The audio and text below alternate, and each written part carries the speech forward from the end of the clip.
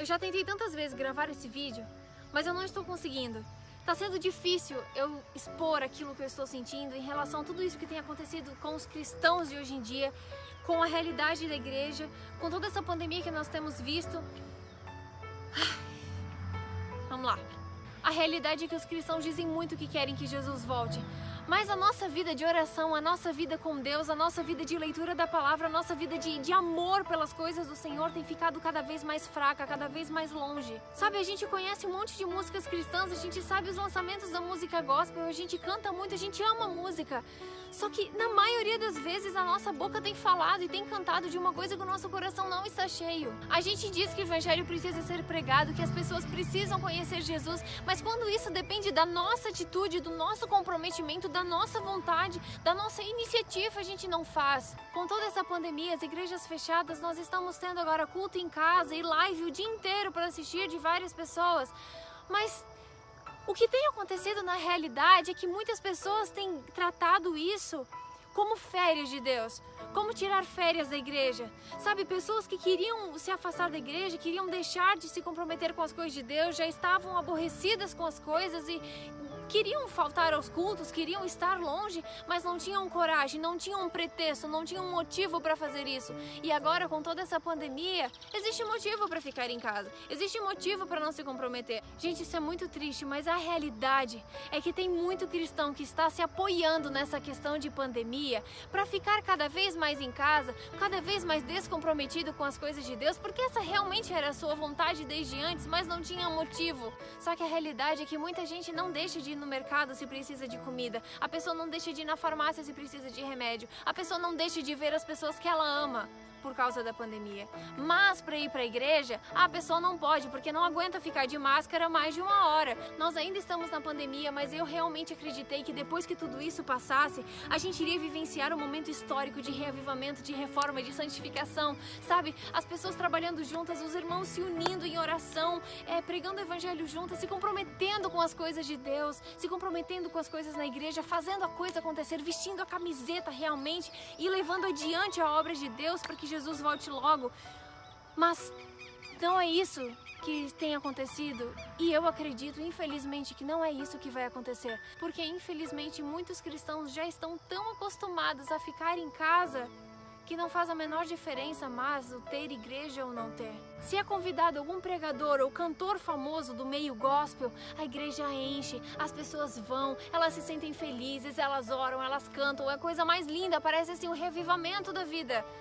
Mas lá no íntimo, lá no quarto, lá na sua comunhão pessoal, lá no celular, a pessoa não vive realmente o cristianismo como deveria. Aí você pode pensar, não, mas eu sou a igreja, Jesus disse que eu sou a igreja. Sim, você é. Só que a Bíblia também diz que é bom e agradável que os irmãos vivam em união. E a gente precisa ir ao templo, porque Jesus ia ao templo, os discípulos iam ao templo. A gente precisa dessa comunhão e Davi ficava feliz em ir à casa do Senhor. Ele ficava tão feliz que ele dizia que a vontade dele era morar para sempre na casa do Senhor e ele passar os dias da vida dele. E aí eu te pergunto, se nós somos tão fracos no pouco, como Deus pode nos confiar o muito? Será que esse exército está preparado realmente para viver tudo que vai viver daqui a pouco, as provas que nós vamos viver, as tentações, as dificuldades, as perseguições? Será que esse exército realmente está preparado para ver Jesus voltar? Será que esse exército que tem se preparado para realmente ir à batalha, ir para o campo de guerra, para buscar as pessoas que não conhecem a Jesus? Gente, nós estamos cada vez mais falando e falando e falando das coisas de Deus e ouvindo as coisas sobre Jesus o dia inteiro, lives e cultos e programações e música. Só que quanto mais coisas nós temos à nossa disposição para estarmos perto de Deus, mais longe dele nós estamos, mais o nosso coração está longe dele, mais mortos espiritualmente nós estamos. Nós falamos que estamos reavivados, nós falamos que precisamos de Deus, nós falamos que precisamos orar, mas nós não oramos. E infelizmente o diabo tem colocado um senso de superficialidade tão grande nos cristãos, um senso de descompromisso, um senso de deixa para depois, um senso de não, eu tenho muito tempo ainda. E a gente não está acordando para a realidade. Os adolescentes e jovens estão cada vez mais enfadados e distantes, e os adultos também estão cada vez mais descomprometidos. Gente, a maior pandemia não é o coronavírus. A maior pandemia não são os vírus e as pragas que assolam esse mundo e castigam tanto as pessoas. A maior pandemia é a descrença. A maior pandemia é a falta de amor. A maior pandemia é esse exército de Deus, a qual Jesus tanto ama, a qual confiou um legado, um chamado e uma obra tão importante aqui nesse mundo, uma obra de salvação. Esse povo viver como se Cristo não existisse. Mas a boca fala que ama Ele. Mas as atitudes, os princípios, a essência, o coração, o dia a dia, a vida, as palavras, o pensamento, a mente, não tem demonstrado isso. Não espere se reavivar quando as pessoas ao seu redor estiverem reavivadas. Não espere tomar iniciativa de começar a orar de verdade quando alguém dizer para você que você precisa orar. Não, nós temos o Espírito Santo, Ele fala ao seu coração, Ele faz um chamado a você todos os dias. Cada vez que você acorda pela manhã é um recomeço, é uma chance de fazer tudo diferente. É mais uma vez Deus dizendo que Ele te ama, que você tem mais uma chance de fazer tudo diferente, para você mudar o seu dia, para você fazer a diferença na vida de alguém.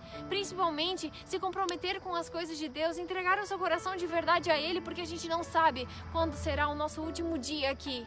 Você que está me ouvindo, por favor, saia da zona de conforto, saia da superficialidade, saia do achismo, saia do descompromisso e viva realmente com intensidade aquilo que Deus confiou a você. Viva realmente com propósito. Deus poderia muito bem tirar essa responsabilidade de você e pedir para que um anjo fizesse esse trabalho. Mas Deus sabe que você precisa disso para se salvar. Você precisa disso para ter propósito na vida. Você precisa disso para trazer sentido à sua vida. Você precisa dele, você precisa dos irmãos, você precisa da igreja, você precisa estar com ele, buscar a ele, orar. Você precisa disso. Então, por favor, saia da superficialidade, tire as máscaras e realmente seja transparente diante de Deus e peça ajuda dele. E viva com propósito.